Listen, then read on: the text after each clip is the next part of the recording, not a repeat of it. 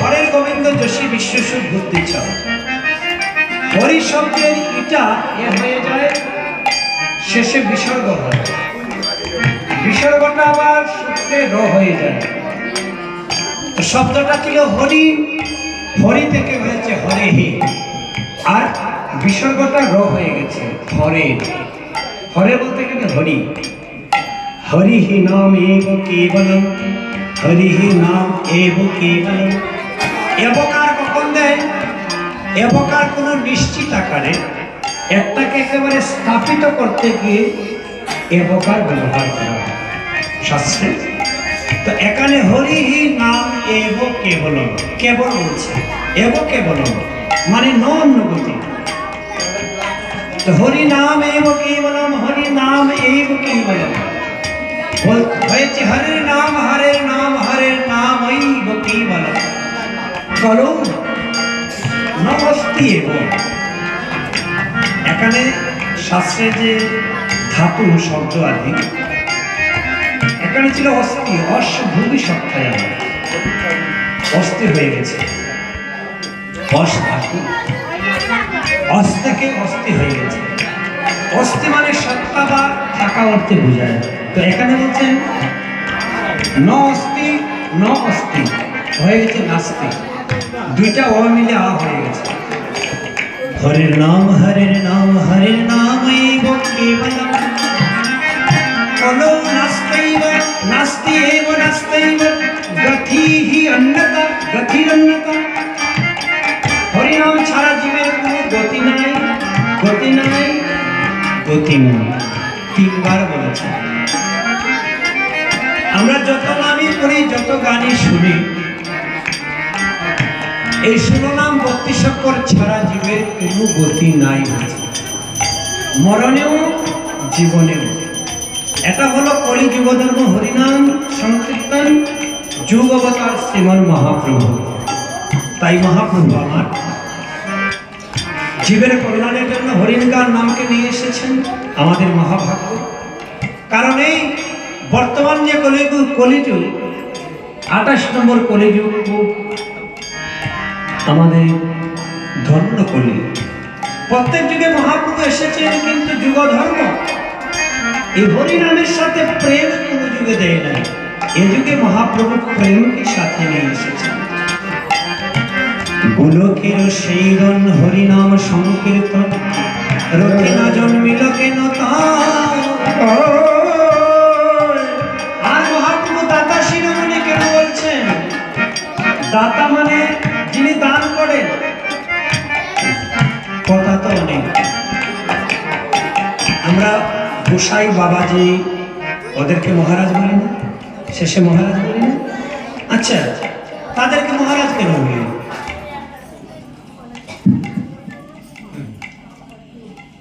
মহারাজ কেন বলি? উনি তো ভিখারি, ভিক্ষা করে খায়, তো উনাকে মহারাজ বলা হলো কেন? অর্থ আছে যে গোসাই বাবাজি বৈষ্ণবকে মহারাজ বলা হয়, আসলে তো ভিক্ষা করে খায়। আরে ভিখারিকে মহারাজ বলে ঠাট্টা করা হয় না? ও বাবাজি মহারাজ, ওই বলছে পূজারি বাবাজি মহারাজ। তো উনি ঠাট্টা করা হচ্ছে না? বলে না। অর্থাৎ জগতের ধনে যে ধনী, এ হলো জগতের রাজা। আর কৃষ্ণ ধনে যেই জন ধনী, সে হলো জগতের রাজা। সেজন্য তাদেরকে মহারাজ বলা হয়। জগতের ধনী তো একটা কথা মনে পড়ে গেছে, না বললে হতো। এক রাজ্যে রাজা খুব দানবী, তো কাউকে উপবাস রাখতে দেবে না। তো উনি মন্ত্রীকে দিয়ে ঢোল পিটাচ্ছে, কার বড় কি অভাব, সবার অভাব পূরণ করে দিচ্ছেন উনি। দানবীর রাজা না। এখন একজন সাধুর কাছে সাধুর কাছে গিয়ে বলছে, সাধু বাবা তোমার কি কোনো কিছু অভাব? সাধু বাবা বলছে, আমার অভাব নাই, আমি সুখে আছি, শান্তিতে আছি। রাজাকে গিয়ে বলবে, তো বারবার বলছে কি করে শান্তি? গড়ে এই লেঙ্গুটি, দণ্ড কমণ্ডল, ভালো বিশ্রাম নাই, ছিঁড়া পাড়া। আবার বলছে আমি সুখে আছি। ঠাট্টা করছেন নাকি? মন্ত্রী বলছেন সাধুকে। বলে না না মন্ত্রীবর, আমি ঠাট্টা করছি না, আসলে আমি সুখী, আমার কোনো কিছুর অভাব নাই। আচ্ছা, তো বারবার যখন উৎপীড়ন করতে বলছে কিছু নেন কিছু নেন, বলে কিছুর দরকার নাই আমার। এখন উনি কি করেছেন বলে কিছু তো দেখাতে হবে। এখন মাটিকে ধুলা হাত দিয়ে নিল, যখনই ফু দিল না, এখন ওই যে যতগুলো মাটি ছিল সব স্বর্ণ হয়ে গেছে। মন্ত্রী তো চোখ একেবারে লাল হয়ে গেছে, ভাই একই ব্যাপার, সত্যিই তো এই সাধু বাবার অভাব নাই। আসলে আসল মহারাজ তো উনি, আমার যে রাজার মহারাজ উনি তো আসল মহারাজ নয়, উনি নকল মহারাজ। আসলে মহারাজ সর্বধনে তো ধনী উনি। মাথাটা তো খারাপ হয়ে গেল, বলছে ঠিকই আছে গোসাইজি, ঠিকই আপনি মহারাজ, আপনার অভাব নাই। এখন রাজাকে কি বলছে, রাজা জানো জানো গ্রামের সবাই দান নিয়েছে, সবাই দুঃখী ছিল, একমাত্র দুঃখী ভাবছিলাম ওই যে ছিলাপাড়া বাবাজি বসে আছেন, আমি ভাবছিলাম উনি ভিখারি মনে হয়, কিন্তু না, দেখেছি কি জানো, এই মাটিকে ধরে যেই ফু দিয়েছে সঙ্গে সঙ্গে সব স্বর্ণ হয়ে গেছে। রাজা বলছে আমাকে যেতে হবে। এখন গিয়ে বলছে প্রণাম গোসাইজি, বলে প্রণাম। ও তুমি এসেছো মন্ত্রীবর? বলে হ্যাঁ, রাজা আমাদের এই দেশের রাজা। বলে ঠিক আছে, তো বলছে আপনার কিছু অভাব আছে? বলে না আমার কিছু অভাব নাই। বলে শুনেছি মন্ত্রীর মুখে আপনার অভাবই নয়, তো আপনি তো মাটিকে স্বর্ণ বানিয়ে যে ফেলতে পারে, তার কি আর কোনো কিছুর অভাব থাকে? সাধু বাবা আমাকে একটু কৃপা করুন না, ওই আপনি যে মাটি ফু দিয়ে সোনা বানায় এই মন্ত্রটা শিখিয়ে দিন, না হলে আপনি কিছু সোনা বানিয়ে আমাকে দিন, আমার খাজানা নিয়ে যাই, কাজে লাগবে। তো সাধু বাবা বলছে তুমি তো মহারাজ বলছিলে আমি ভিখারি, এখন তুমি চিন্তা করো যে তুমি ভিখারি না আমি ভিখারি। এখন রাজা বলছেন তুমি ভিখারি, সাধু বাবা বলছেন তুমি ভিখারি না আমি ভিখারি। ভিখারি কে? তো রাজারও অভাব যায় না, তো মহাজন কলম দিলেন। সেই প্রেম ভক্তির রাজা দাতা শিরোমণি মহাপ্রভু এসেছেন কলির যুগধর্ম হরিনাম সংকীর্তনকে প্রবর্তন করিতে। কারণ হরিনাম সংকীর্তন কলিযুগের যুগধর্ম, আর যুগবতার শ্রীমান মহাপ্রভু। মহাজন কলম রাধে। তাই মহাজন বললেন কেমন গৌরব, আমরা একটু গৌরব আস্বাদন না করলে তো চলে না, গৌরচন্দ্রকে আস্বাদন করতে বলে আজি রে গৌরাঙ্গ আমার বলি নবদ্বীপ মাঝে মাঝে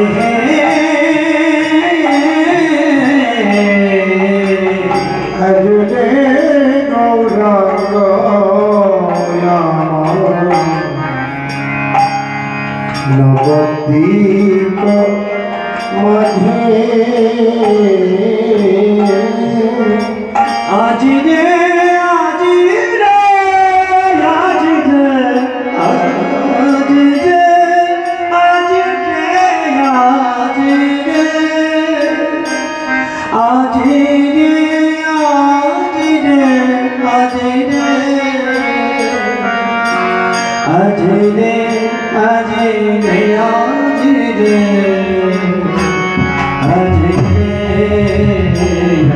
আজি রে বলে আজি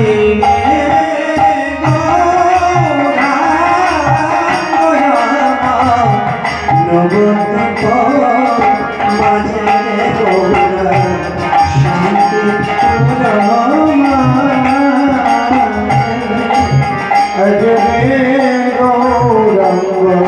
আমার নবদ্বীপ মাঝে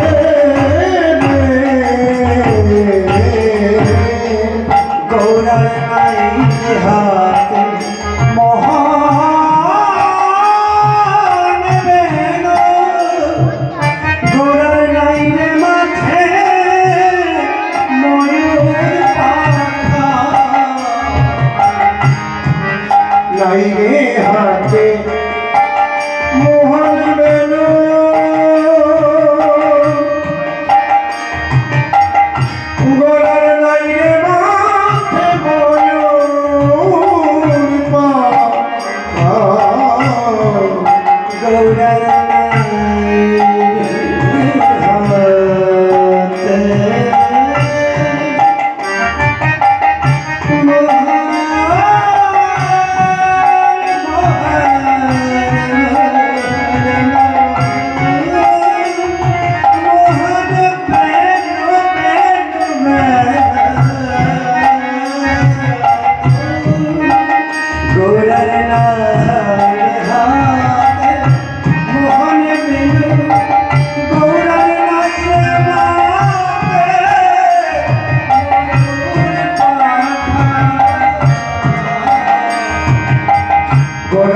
বাইরে হাতে মোহন বেরু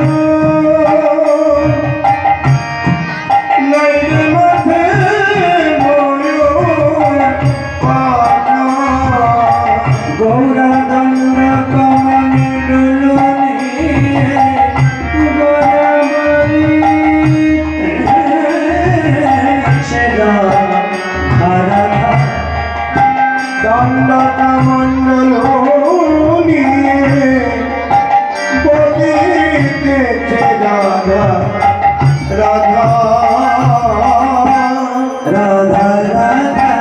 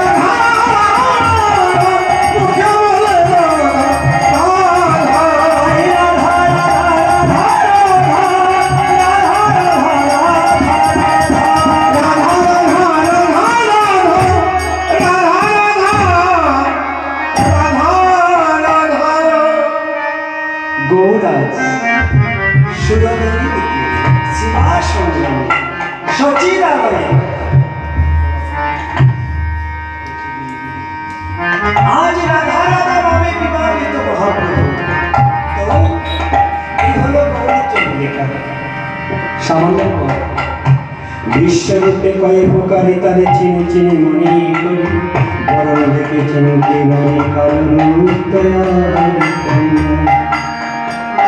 তাকে চিনা চিনা মনে হচ্ছে কিন্তু বরণ দেখে চিনতে পারছি না কেন বলে আগে রাধা কৃষ্ণ আলাদা কালো রূপ আর এখন বাহিরে রাধার অংশ অন্ত কৃষ্ণ সেজন্য চিনতে পারছি না দুই দেহে এক দেহ তাই কেমন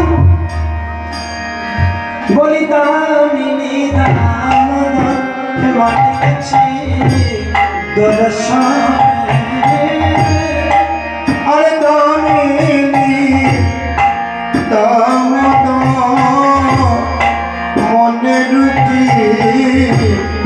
দর্শনে বলি দূরে গেও দূরে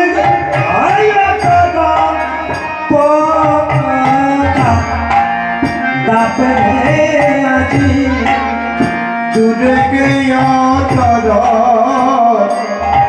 অনধা হার মেনেছে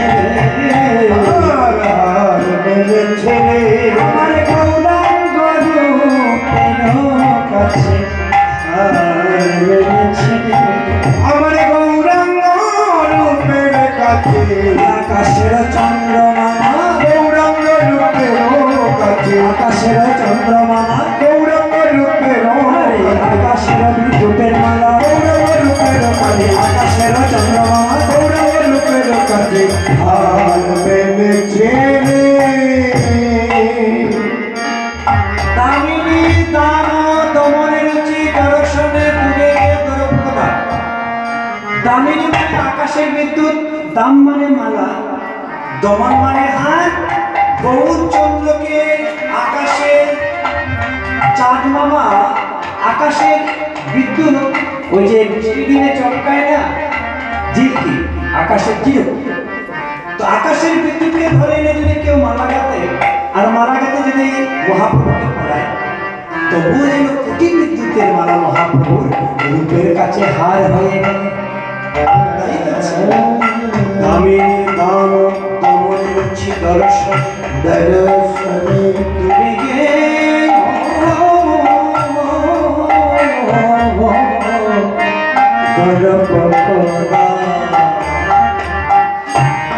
মূর্ছিত হয়ে পড়ে গেলেন তাই না এই হলো আমাদের গৌরচন্দ্রিকা সমাবেশ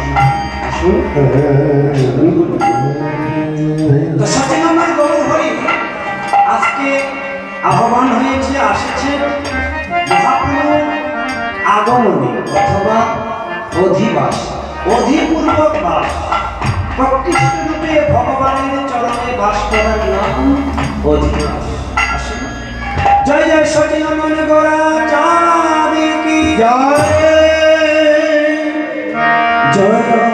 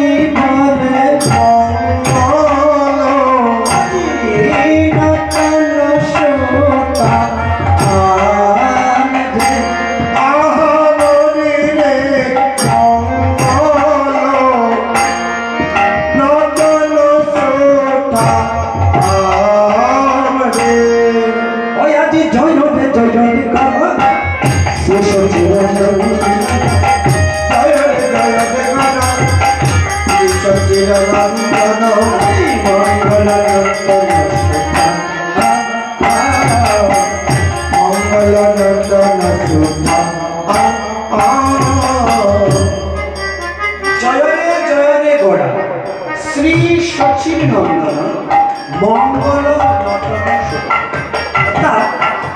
পদকর্তা পরিচয় দিচ্ছে মায়ের নামে, মা সচিদেবী, পিতা হল জগন্নাথ কৃষ্ণ। কেন কেন বলে আছে, মায়ের নামে কেন পরিচয় দিলেন বলে অর্থ আছে। কেন আমার মহাপ্রভুকে মায়ের নামে আমার মহাপ্রভুকে মায়ের মতো করিয়াছে, জগতের শিশু যদি মা বলিয়া কাঁদিয়া উঠে,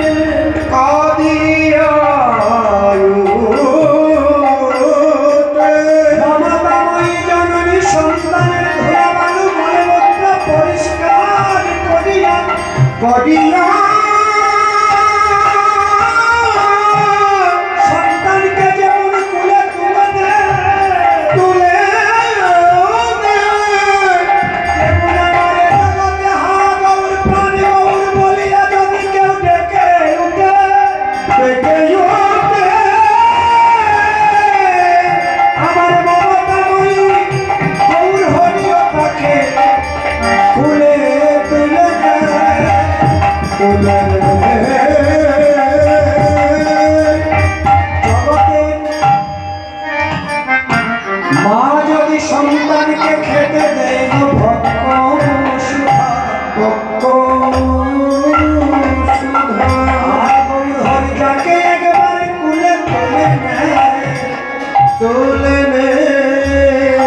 তাকে খেতে দেব হরি নাম সুধা, তারে খেতে দেব হরি নামের সুধা, আমার জন্য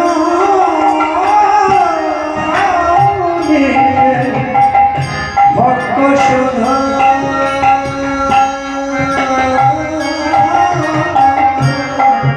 আমার গৌর হরি হরি না সুধা জননী দে ভক্ত সুধা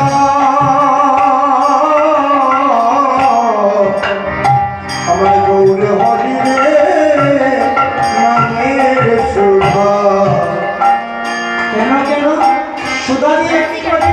ও বলে তারে অকুলে আর রাখে না রে, ও তারে অকুলে আর রাখে না রে। বলি গৌর যাকে যে গৌর যাকে নেই গোপনে তারে অকুলে আর রাখে না রে। আমার গৌর যাকে নেই গোপনে তারে অকুলে আর রাখে না রে।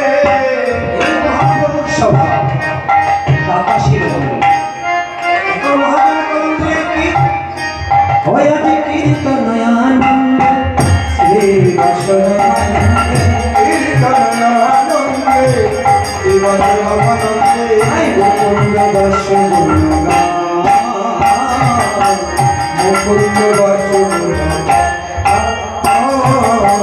তারা মহাপ্রভুর কীর্তনিয়া মহাপ্রভুর কীর্তনিয়া মুকুন্দয়ার বাসা বসে তারা মহাপ্রভুর কীর্তনিয়া মুকুন্দয়ার বাসা বসে তারা মহাপ্রভুর কীর্তনিয়া।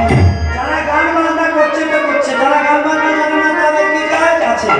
বলে দ্রাং দ্রাং দ্রিমি দ্রিমি মাদল বাজত, দ্রাং দ্রাং দ্রিমি দ্রিমি মাদল বাজত, মধুর মন্দির রসা মধুর মন্দির রসা শঙ্কর তাল ভান্ডারে নবদ শঙ্কর তাল ভান্ডারে উঠিল মঙ্গল ধরে উঠিল মঙ্গল ধ্বনি শঙ্কর তাল ধ্বনি উঠিল মঙ্গল ধরে শঙ্কর তাল ধ্বনি উঠিল মঙ্গল ধরে। বলে নীল পদ